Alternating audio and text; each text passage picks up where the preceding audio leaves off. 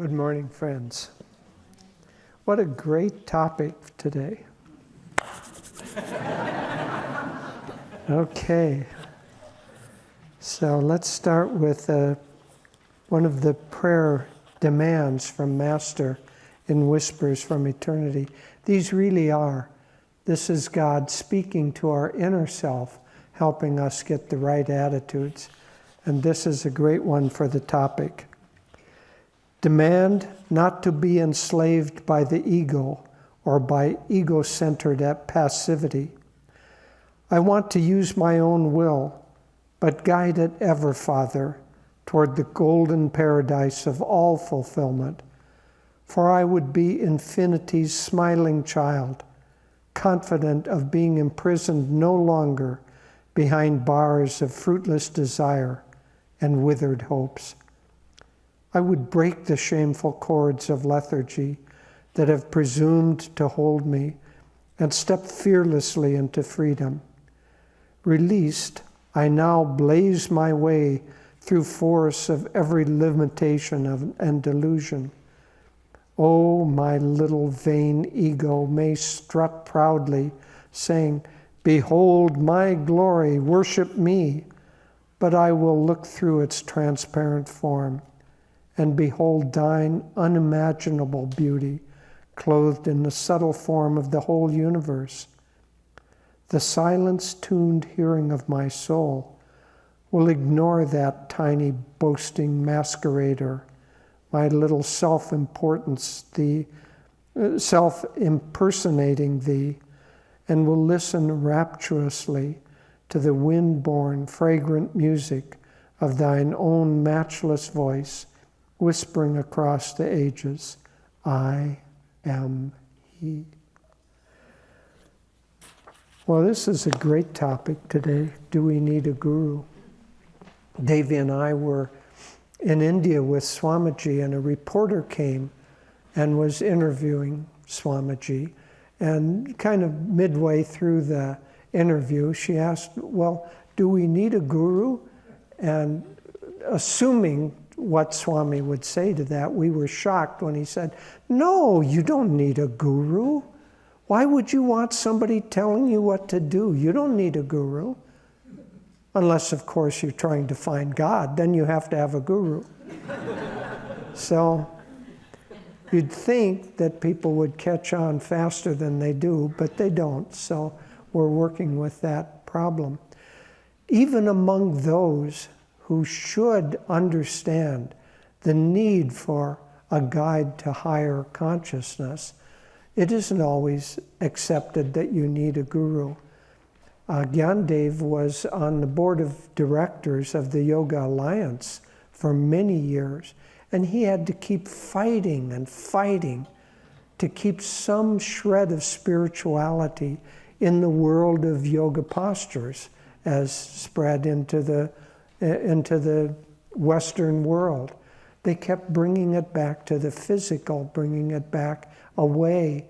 And they called our path, and the other person was on a path from, I think, Satchidananda, I'm not quite sure. Anyway, they kind of dismissed them lightly as saying, oh, they're just on guru paths, as if we know the true meaning of yoga postures. It's about organs and tendons and whether you can get medical insurance or not. That's, well, they're doing a good work. It's getting, yoga is getting spread, and gradually that ignorance, that layer of ignorance wanes away. But there is some odd resistance in people to acceptance of help, acceptance of guidance. I don't know why it is so strong, but it is there. Just as a tiny example, Swami uses examples of guides. Many years ago, about a dozen years ago, we took our 16-year-old granddaughter to Italy on a trip, first big trip out of the country, life-changing. It was really wonderful. But we went to Rome, and we could have gotten a guidebook and gone around Rome and found a few things. We'd have found the big things, the Colosseum and I don't know, the Forum, and a few of the big things. But fortunately, we had a friend who was a professional guide in Rome. She knew every rock. We were walking through the city, and she'd stop and she'd say, well, let's go a block left here. We'll come to the fountain, and then we can refill our water bottles. Or let's get on the bus, the AA bus will take us over, and then we'll have this beautiful little walk through a park, and that way we'll get to the Colosseum. And she knew every rock and every story and everything in Rome. Well, that's very superficial. But if we had tried to do that on our own, we would have missed the vast majority of what we learned and did in Rome in just those 2 days. So we do need a guide.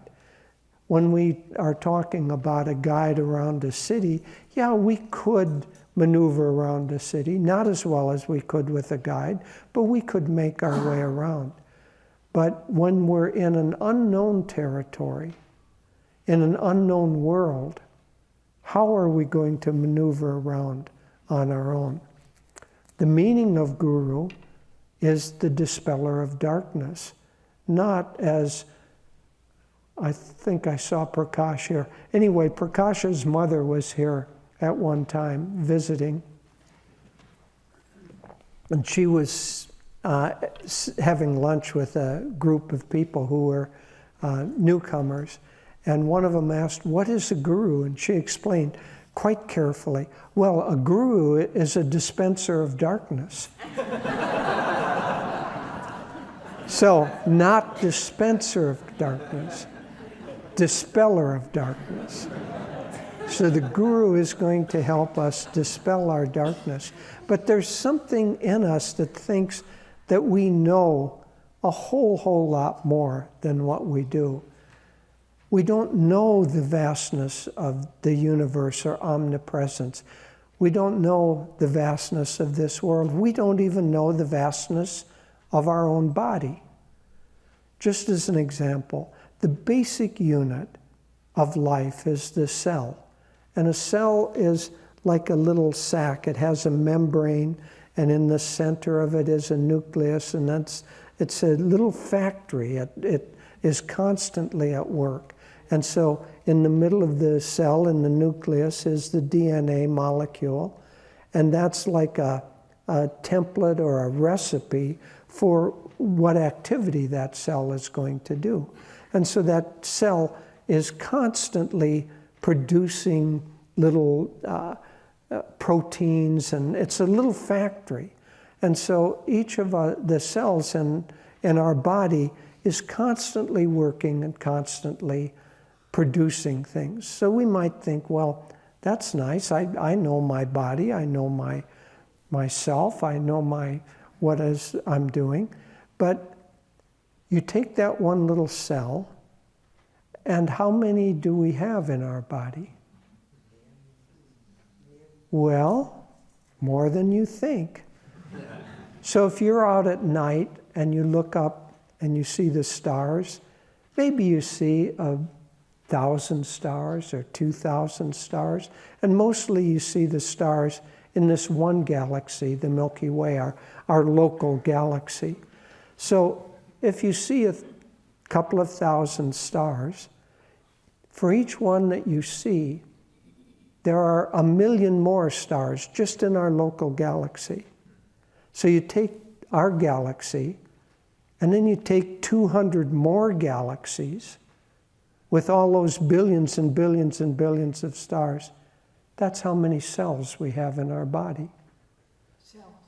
Trillions. Cells. That's what I said. That's how many cells we have in our body. So each of those cells, we're like a universe. And that's just on the physical plane. And that we're beginning to understand, beginning to study. But the other planes, the planes of energy and the astral world and the world of spirit, we don't even have a glimpse. It's not like our understanding is the tip of the iceberg. Our understanding is the snowflake on top of the tip of the iceberg. And yet we have this tendency to say, I don't need any help. I don't need any guidance. I've got it covered. And we reject that. So we first have to get through that layer of reluctance. And we have to accept the fact that we have a need for a guide. We have a need for a dispeller of darkness. So once we accept that and are ready to take that guidance, become a disciple, then we come to kind of the next layer. And so that's basically all of us. You know, we've accepted, we wouldn't be here if we weren't looking for guidance and some higher truth. And so when we become open to that, then to the guidance of the Guru, then the question becomes, how do we work with the Guru? You know, the more we become open to that guidance, that inner guidance, the more the Guru is able to work with us. That's what Swami was referring to by quoting that passage in the Gita. What does one do? One has to be with the Guru. Open yourself to the Guru. Ask questions. Physically, or if you can't physically, mentally, ask questions of the Guru. Not negative questions. There are positive questions and negative ones. Negative ones are like, well, why don't you do this? Or why don't you do that? As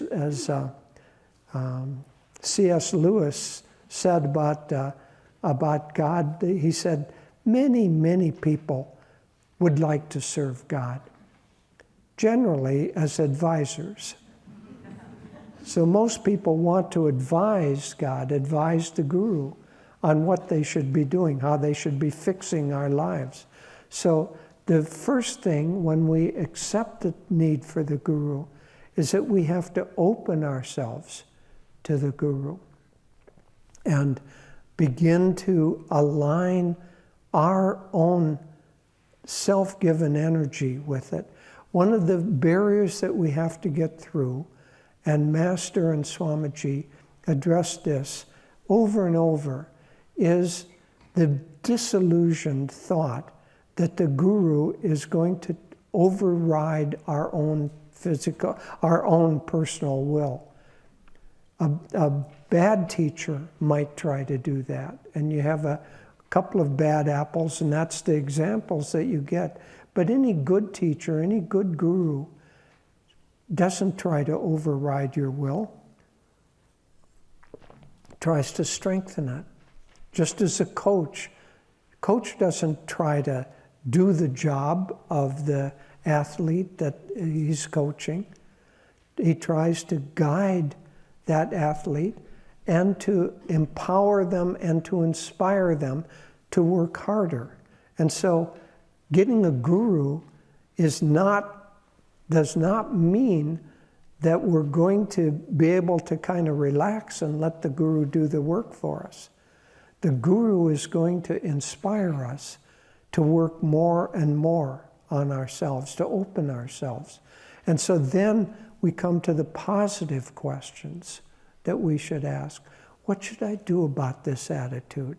You know, Master, I'm struggling with this sense of, I don't know, pick one. You can have a menu of about 10,000 different choices, but pick one.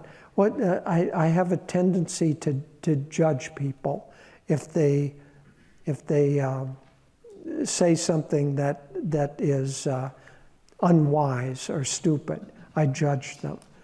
No, I'm sure nobody in the room has any tendency like that. But if we do, and we want to change that tendency, how do we change that tendency? See, that's where it begins to get into the nub of it, and why we need a Guru, is because it's hard to change ourselves.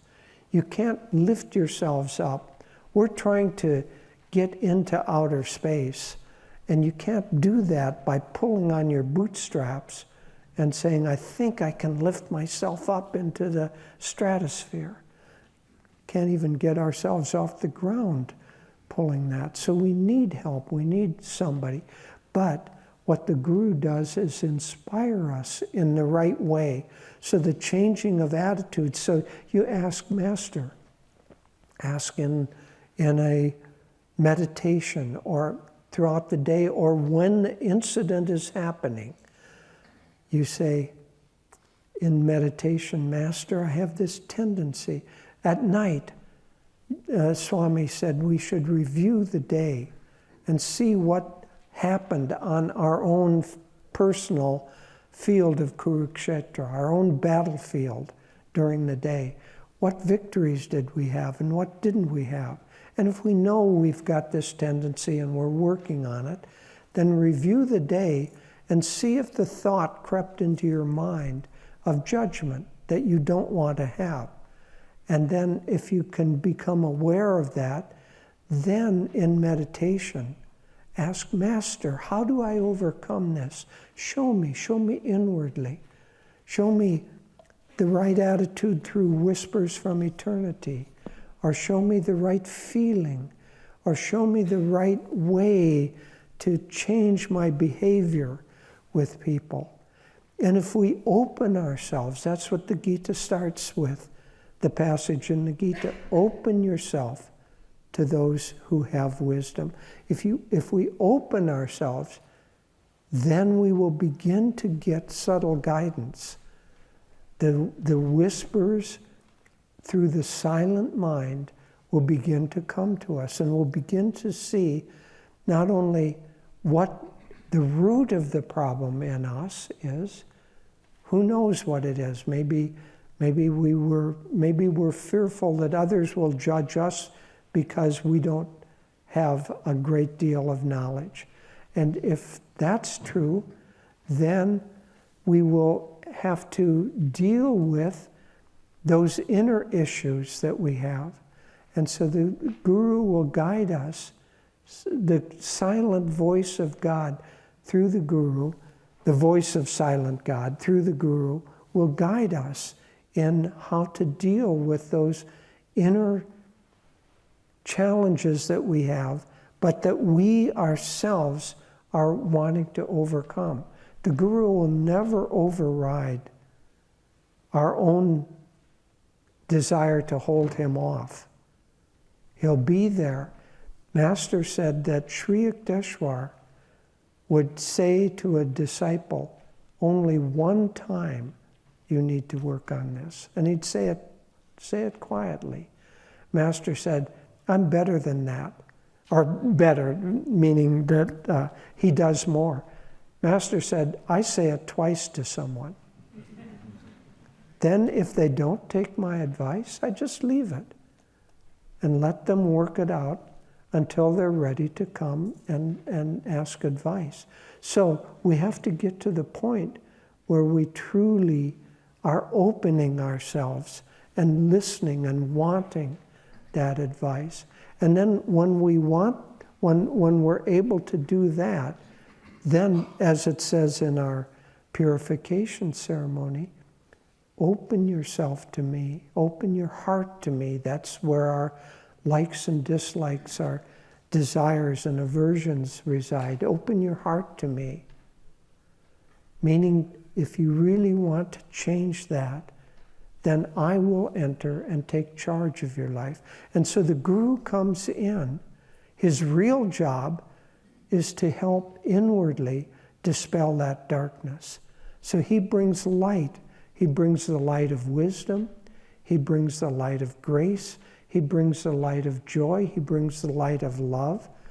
And he brings, the disciple is not as good of a word. It has a tendency to make us think of discipline. Yes, the Guru brings discipline or the practices we need, but in India the word is better. It's chela, child. We're children of the Guru. And we should open ourselves trustingly and lovingly to the influence of the Guru to help us change in the way that we ourselves are wanting to change. And when we do that, then the Guru comes into the heart and he begins to shine the light on those unspoken, unknown, subconscious tendencies that we've been carrying and that we want to change, that we want to overcome. And he will show us. So somehow or another, we will have, sometimes it'll come through a reading, sometimes it will come through a conversation, sometimes it will come just through a realization.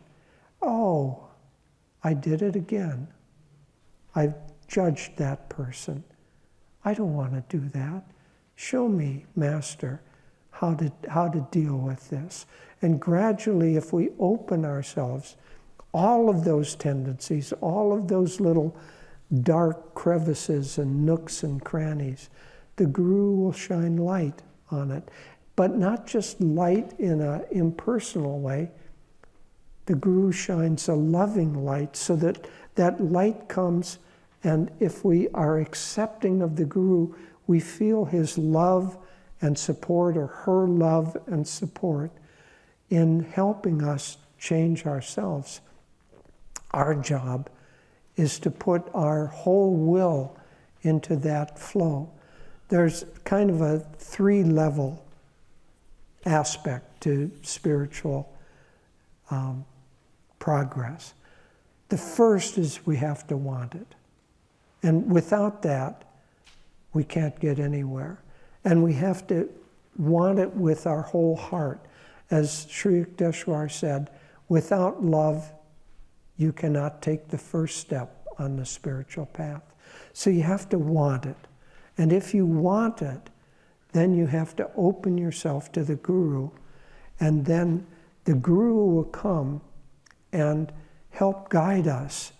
But then the real challenge comes for us, because then we have to work on aligning our will to the guidance of the Guru, aligning our activities to the guidance we get inwardly. And the more we align ourselves with the Guru, attune ourselves with the Guru, the more influence he will have, because the resistances grow less and less. And so one of the great, great things about our path is that we have a great line of gurus. Now, our line of gurus is not the only line, not the only valid line, but it is a great, great line of enlightened gurus. So we have the lineage, and then we have the example of Swamiji, who led his life as an example of discipleship, until by the end of his life, he so kept aligning his will, aligning his activities, aligning his feelings with God and Guru, that by the end of his life, he said, I can no longer tell where Swami Kriyananda stops and Yogananda begins. It had begun to merge together. That's the goal that we're after. And Yogananda is not going to do that work for us. Nobody can do it. We have the gift and the curse of God-given free will, of choosing whether to accept the light or not. But once we accept the fact that we do need a Guru, and we open ourselves to the Guru, then he will come in. And then we need to activate that and be with other devotees. So the first is our own desire for freedom. The second is the openness to the Guru. And the third part is all of the, one might say, outer aspects that support that movement of our own chosen movement.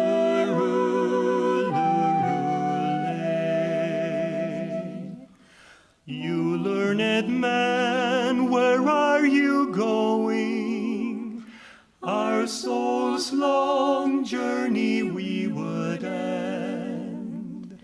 Therefore we've come to Bethlehem. We're looking for a friend to